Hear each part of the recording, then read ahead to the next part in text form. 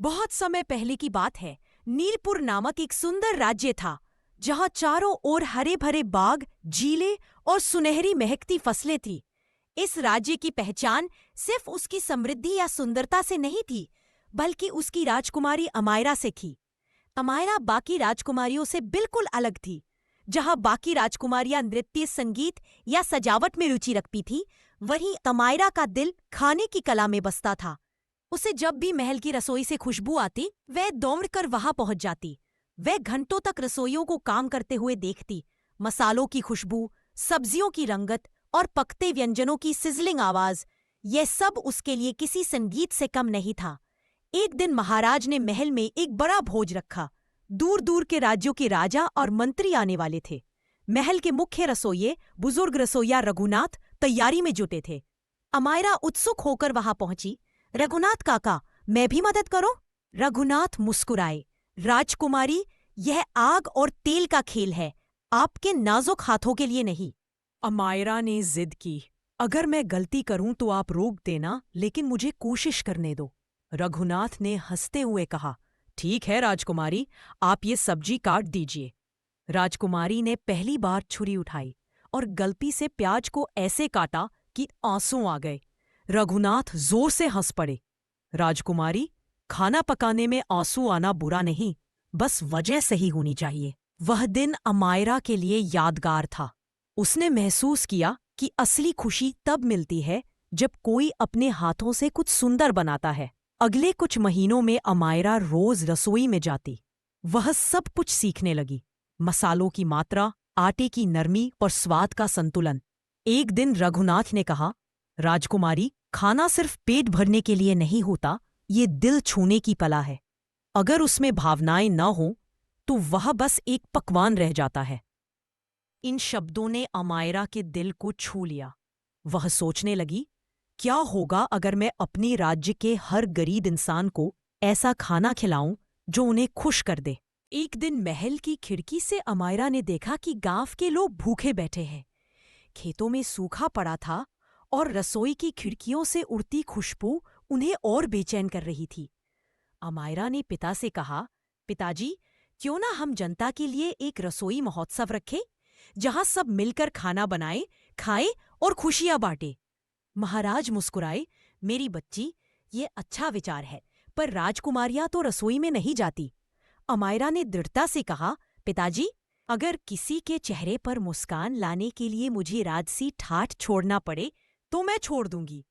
महाराज उसकी आंखों में सच्चाई देखकर कुछ कह ना पाए। अमायरा ने महल के पुराने हिस्से में एक विशाल रसोई बनवाई। उसने उसका नाम रखा खुशियों की रसोई। वहां रोज गरीब लोग आते और अमायरा अपने हाथों से उन्हें खाना खिलाती। लेकिन धीरे धीरे एक अजीब बात होने लगी। जब भी वह किसी पकवान को बनाती, उसमें एक अनोखी खुशबू और चमक होती। लोग कहते, राजकुमारी के हाथों में जादू है। जो दुखी होता, उसकी मिठाई से मुस्कुराने लगता। एक रात जब अमायरा अकेली रसोई में रोटियां बेल रही थी, अचानक एक चमकीली रोशनी फैली और एक सुनहरी परी प्रकट हुई। परी ने कहा, राजकुमारी अमायरा, तुम्हारे दिल में निस्वार्थ प्रेम है। मैं स्वाद की परी हूं।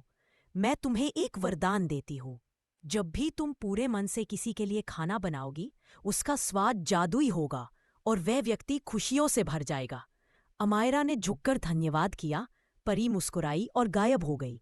पीछे बस हल्की सी इलायची और गुलाब की खुशबू छोड़ गई। कुछ दिनों बाद नीलपुर पर संकट आया। पास के राज्य कालेवन के राजा ने युद्ध की घोषणा कर दी। नीलपुर के सैनिक कमजोर पड़ने लगे। लोग डर गए, मनोबल टूट गया। अमायरा ने सोचा, तलवार से नहीं तो शायद स्वाद से यह युद्ध जीता जा सकता है। उसने फैसला किया कि वह शत्रु सैनिकों के लिए खाना बनाएगी। सबने कहा, राजकुमारी, ये पागलपन है। लेकिन अमायरा बोली, भूख हर इंसान को इंसान बना देती है। अगली सुबह जब युद्ध रुकने वाला था, अमायरा ने अपने हाथों से शत्रु सैनिकों के लिए भोजन बनवाया। उसने सुगंधित खिचड़ी, मीठा हलवा और ठंडा शरबत तैयार किया। जब सैनिकों ने वो खाना खाया, उनकी आंखों में आंसू आ गए। इतना स्वाद तो हमने कभी नहीं चखा, उन्होंने कहा। काला यवन का राजा भी आगे आया और बोला, ये खाना किसने बनाया? अमायरा सामने आई। मैं अमायरा, नीलपुर की राजकुमारी। मेरा विश्वास है कि स्वाद, प्रेम और शांति से बड़ी कोई शक्ति नहीं होती।